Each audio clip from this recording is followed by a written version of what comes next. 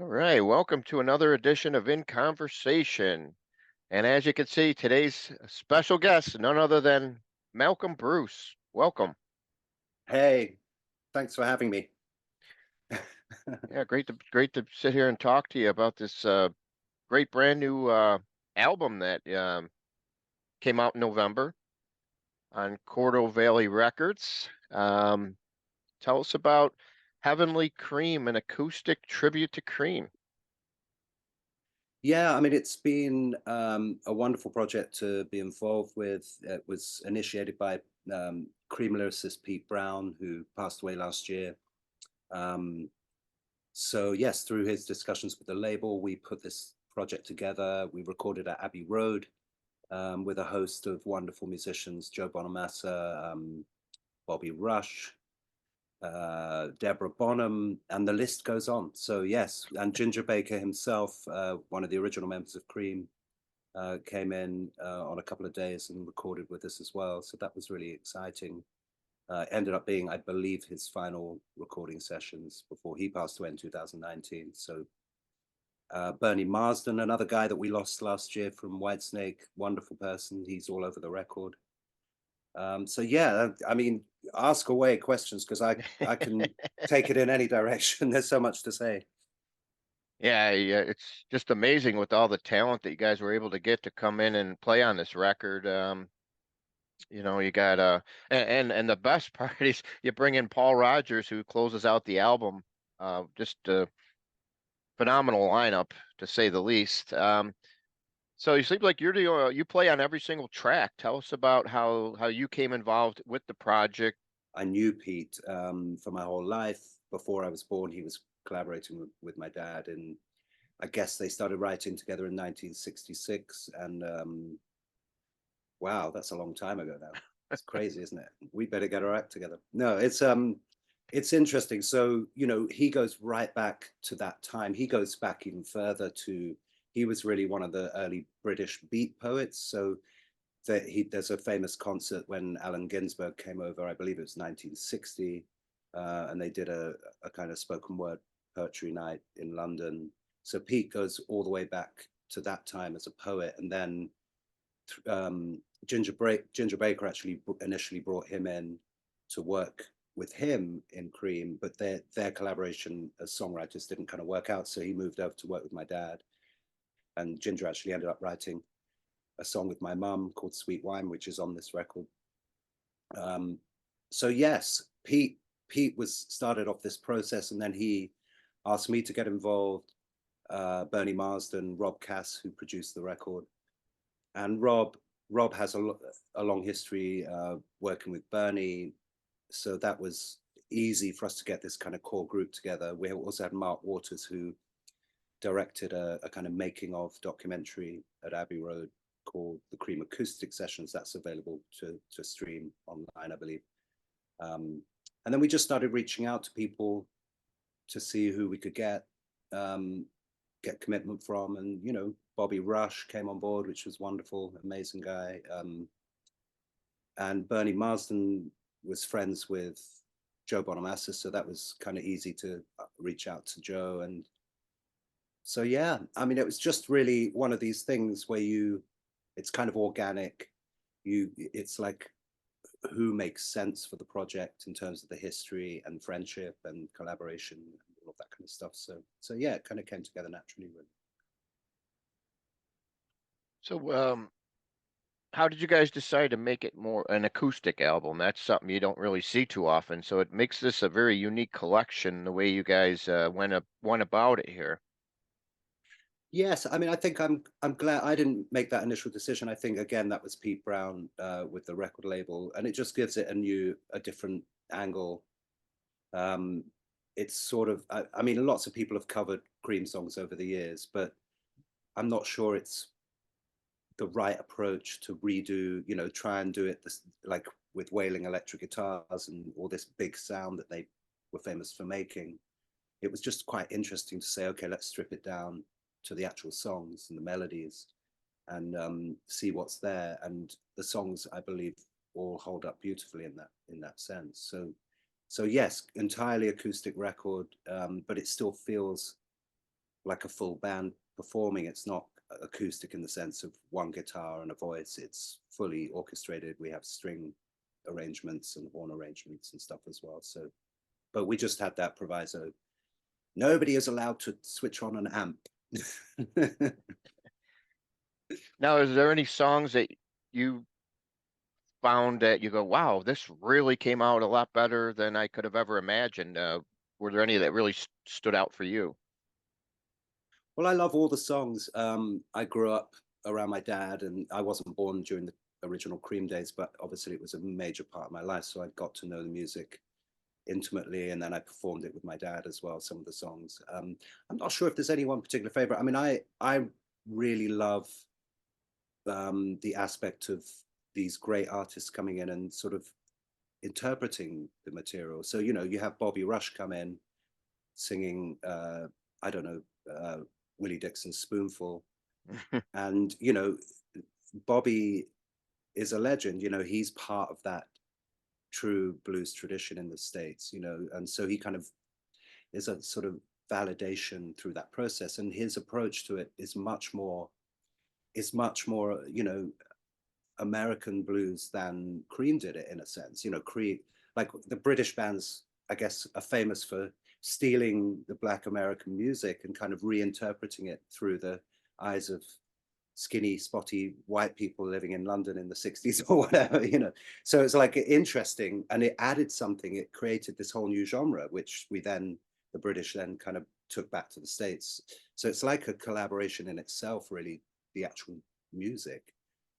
So when Bobby came in and did Spoonful, it's really interesting in terms of how he, you know, moves the time around within the song. So it doesn't feel like 4 bars and 4 bars and 4 bars. He's working across the beat. And those things are just, those are kind of things that are intrinsic to the blues idiom. And somebody of his stature coming in and doing that, it just led the session in a really beautiful way. And I think we've got a lovely result. And Paul Rogers, who you mentioned, singing Born Under a Bad Sign, again, you know, an Albert King song, you know, best known from that time in the early 60s. So, you know, all those guys, my dad, Eric, Ginger, and then Paul, maybe a few years later, I'm not sure how old he is, but, you know, obviously he with Free, they came just after Cream. So I guess they were all on the same circuit. They all knew each other. They were all coming up at the same time, and they were all being influenced by that same music. So it's just wonderful to hear somebody like Paul, who's just got this, you know, iconic, incredible voice, come in and say, and approach it how he felt, you know. So again, it's Cream songs, but even Cream themselves covered these blues classics. And there would be no point in saying to Paul Rogers, hey, could you sing like Jack Bruce? You know, sing it like Jack sang it. No, I mean, and so really it's beautiful. So it's more than just a Cream tribute record. It's a record in some ways a kind of showing respect to the whole tradition that all these people are part of, really, including Paul and Bobby and everybody.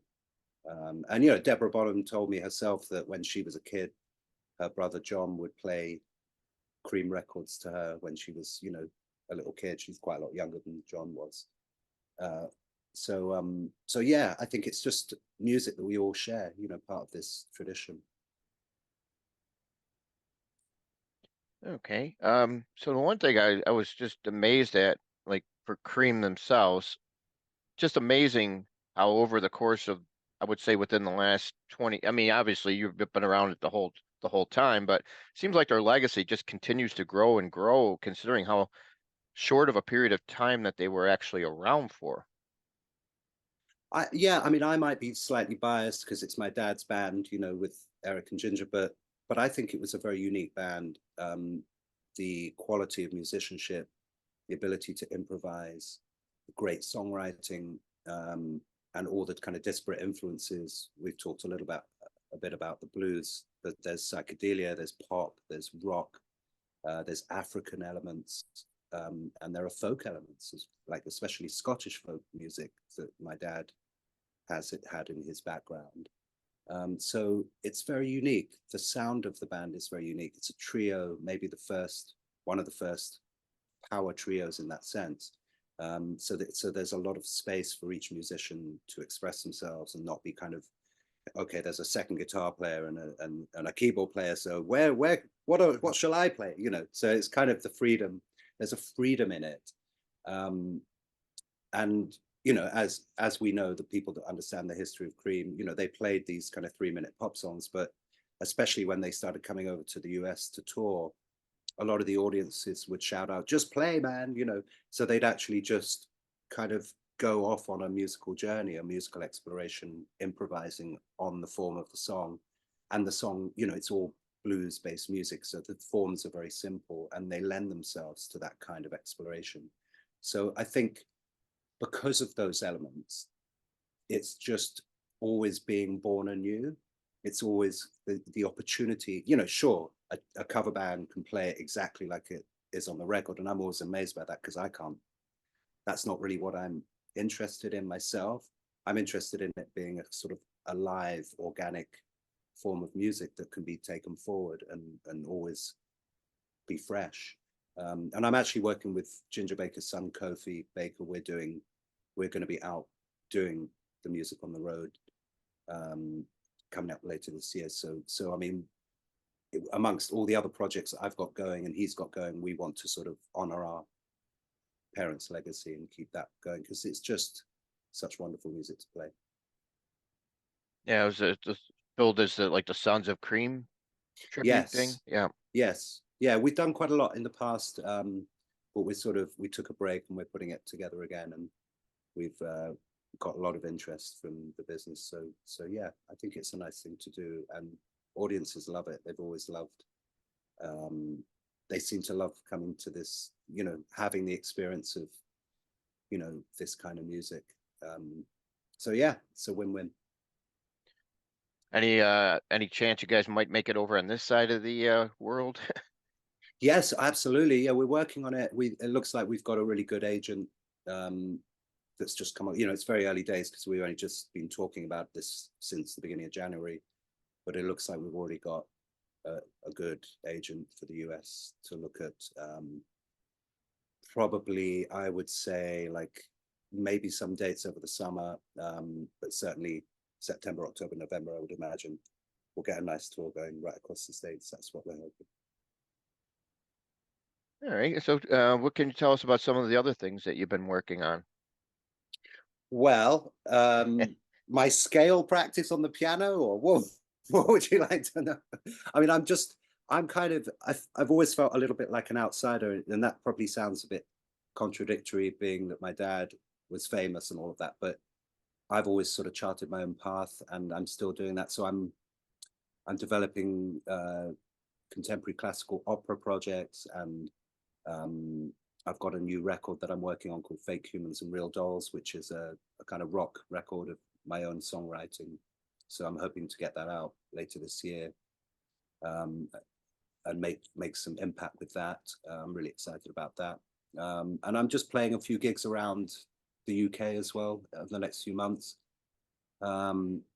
Actually, Sons of Cream have just booked the Ealing Festival, which is a small Ealing Blues Festival. It's a small blues festival in West London, and that's a really interesting one because that's tied in with the Ealing Club, which is one of the early clubs in the UK in the early 60s that kind of spawned all these acts. So, Alexis Corner's Blues Incorporated, but my dad and Ginger Baker were in.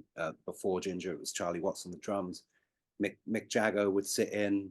Then the Stones formed, Moody Blues, all kinds of these sort of British bands from that time all kind of cut their teeth in these, the Marquee Club, the Ealing Club, etc. So that little festival we're going to play, I think, is a really nice one for us because it brings us back to that, the beginning of this whole, I don't know, what is it called? The British R&B boot. I don't know what they used to call it because R&B means something different now, but I think then it was the R&B blues boom or something they called it from the early 60s, and then we started coming over to the States. So yeah, we're just putting things together bit by bit, and yes, I have lots of stuff going on, hence why I'm not getting enough sleep. So there you go. All right. So when like obviously you've been around music your whole time. So how did you start playing instruments? Like what instrument did you learn first and what how many different instruments can you play? I would say that to any level of competency, I mean, I play the piano, I play the guitar, and I play the bass guitar, and I sing. I can play the violin badly, but I learned it at school for 7 years. So I got to a pretty good standard, but I wouldn't claim to be a violinist. I played the alto sax for a couple of years. Um, but yes, I started on the piano when I was about 5 years old, I think, doing classical lessons. And I've just kept it all going since then. And I still play um, through classical repertoire every day and study jazz and all kinds of things. I picked the bass guitar up when I was about 9, and then the electric guitar maybe when I was 10. So yeah, I've been at it ever since. And it's all my dad's fault because he had instruments lying around the house, and he wasn't. He was always really encouraging, but also one of the really amazing things about my dad was he would really respect people finding their own way in music. So he did teach me things along the way, but he just, more than that, he encouraged me.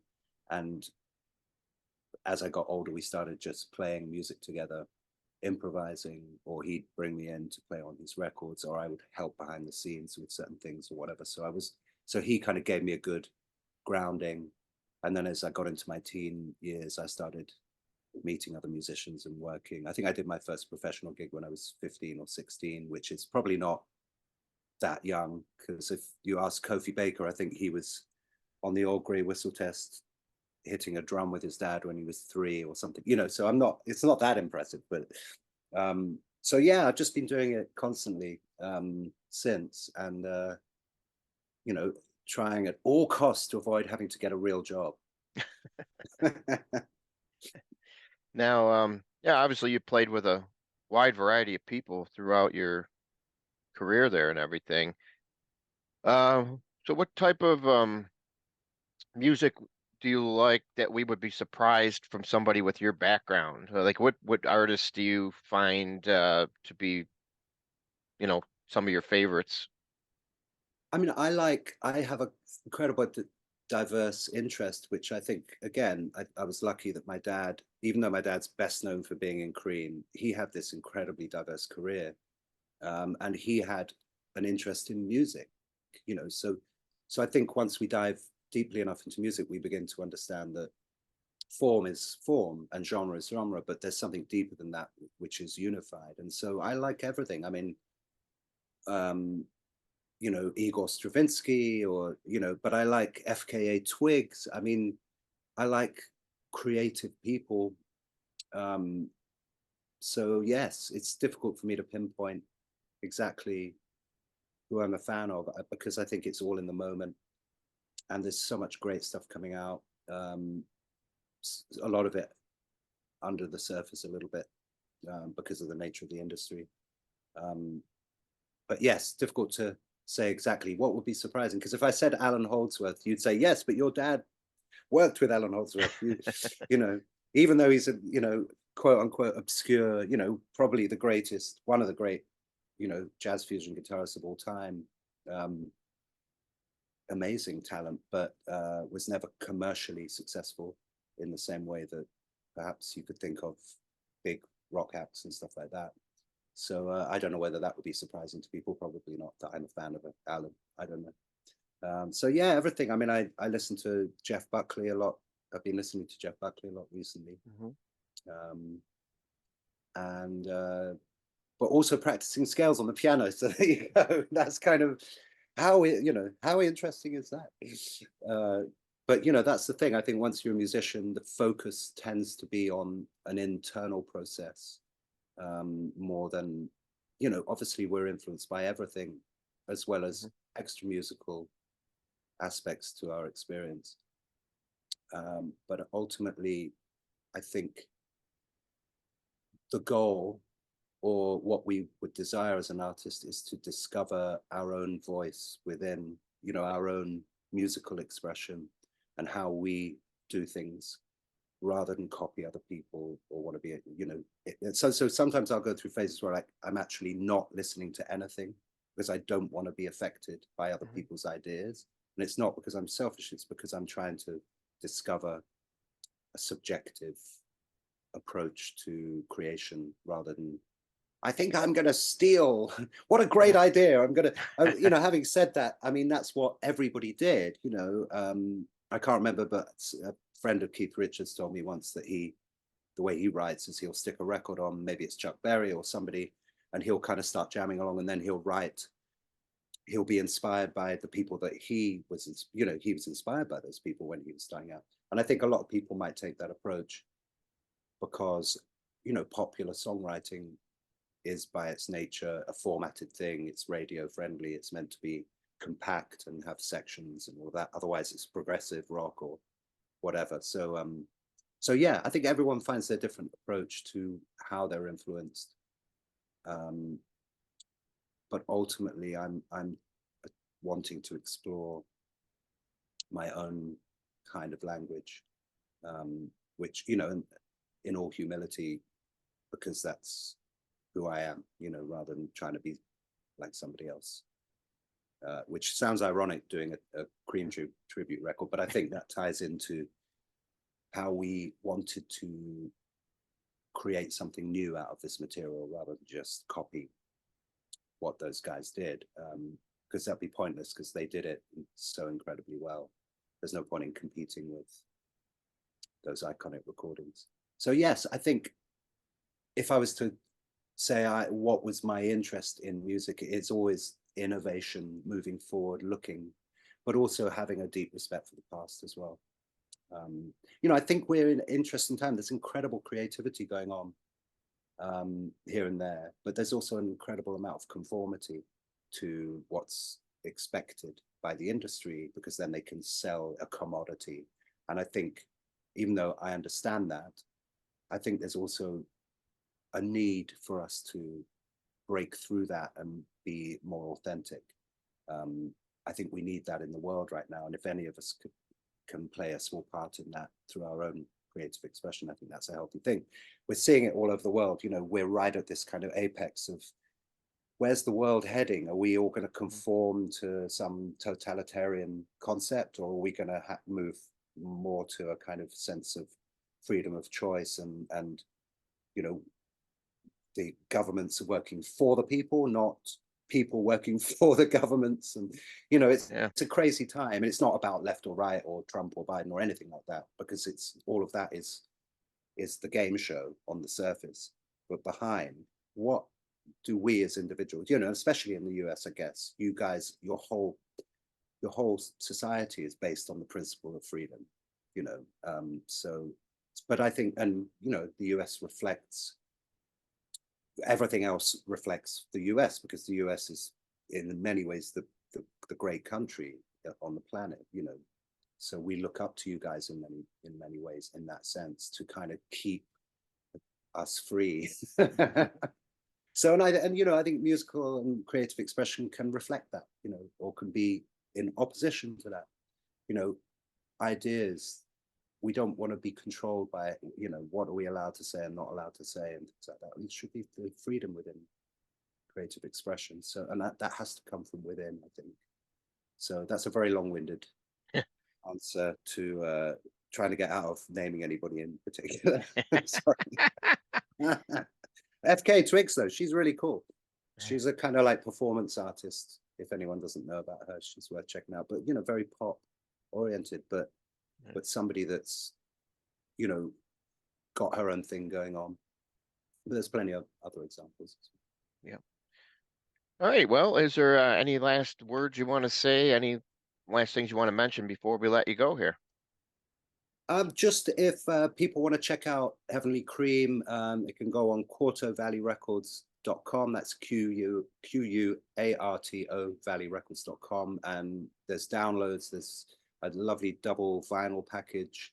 There's a CD, and there's also details for the streaming of the Cream acoustic session documentary. And then people can check out malcombrucemusic.com for what I'm up to. I'm on social media and everything. and hopefully see people at a show and see you at a show Mhm. if we're in your for upstate New York. Very good. All right. Well, thank you for your time today. Thank you so Much much.